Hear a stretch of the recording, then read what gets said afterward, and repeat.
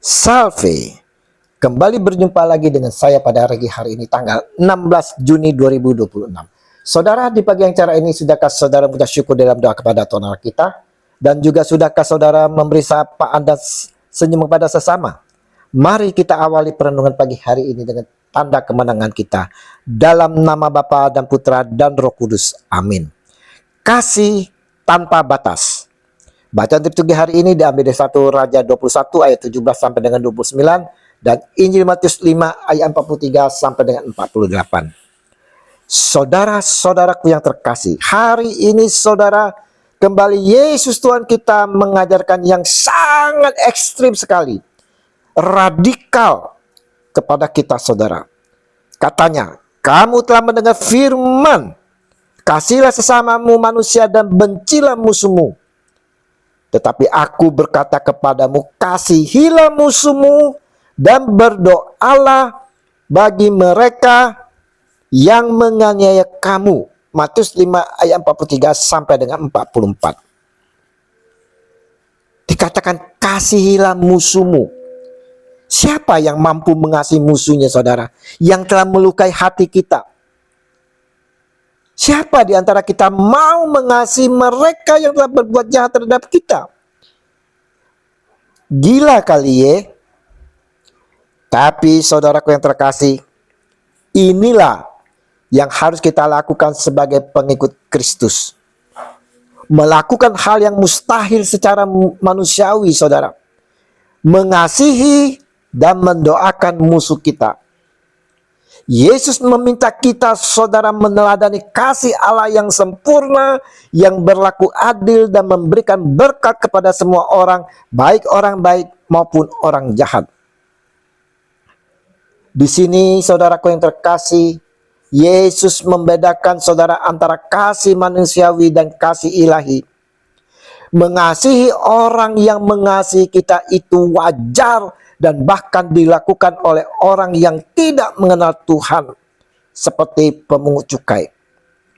Namun saudara-saudaraku, mengasihi mereka yang menyakiti atau memusuhi kita membutuhkan kasih yang bersumber dari Allah sendiri.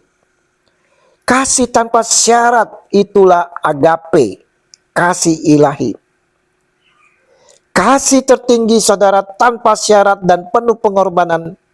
Ini adalah kasih Allah kepada manusia seperti di dalam Yohanes 3 ayat 16 tertulis.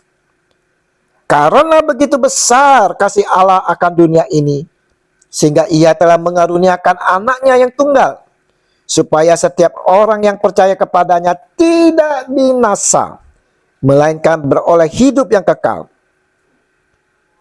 yang tidak mengharapkan balasan dan imbalan apapun saudara. Kita sadari bagaimana saudara seringkali kita sulit untuk langsung bersikap manis kepada orang-orang yang membenci kita saudara. Oleh karena itu, langkah pertama yang konkret adalah berdoa bagi mereka. Doa dapat melembutkan hati kita saudara yang terluka dan membuka jalan bagi anugerah Allah untuk bekerja dalam hidup orang tersebut maupun diri kita.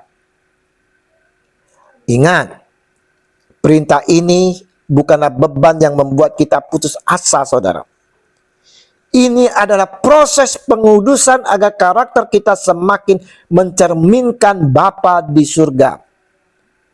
Ketika kita membalas kejahatan dengan cinta dan doa, kita membuktikan bahwa kita adalah anak-anak Allah yang memancarkan terangnya di dunia. Pertanyaannya, mengapa kita harus mengasihi musuh kita? Yang pertama saudara, agar mencerminkan sifat Allah yang tanpa pandang bulu, memutus rantai kebencian dan menaati perintah Tuhan. Yang kedua, sesuai Matius 5 ayat 45, meneladani kasih Allah. Yang ketiga, menunjukkan kasih tanpa syarat, Roma 5 ayat 8. Memutuskan siklus kebencian dan ketaatan dan bukti kesempurnaan kasih. Lukas 6 ayat 27 sampai dengan 36. Ingat saudara, kita mengasihi karena Allah lebih dahulu mengasihi kita. 1 Yohanes 4 ayat 19.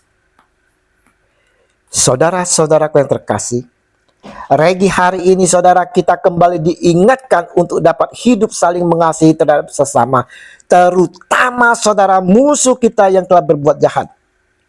Kita mau sebagai pengikut Kristus menunjukkan cerminan sifat Allah yang tanpa pandang bulu, yang telah mengasihi semua orang, termasuk orang jahat yang berbuat dosa. Ingat perkataan Yesus, apabila kamu mengasihi orang yang mengasihi kamu, apakah upamu? Bukankah pemungut cukai juga berbuat demikian? Matius 5 ayat 46.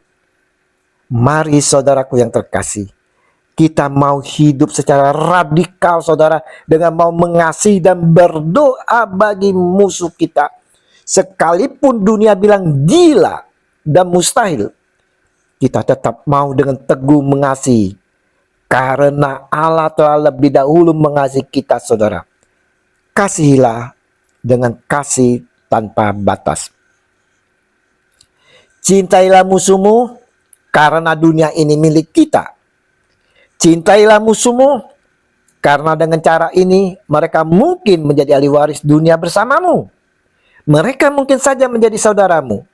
Cintailah musuhmu karena itulah cara kita memenangkan dunia. Terberkatilah kita sekalian yang dengan sungguh-sungguh mencintai sesama, sekalipun yang telah berbuat jahat kepada kita, karena dunia ini milik kita.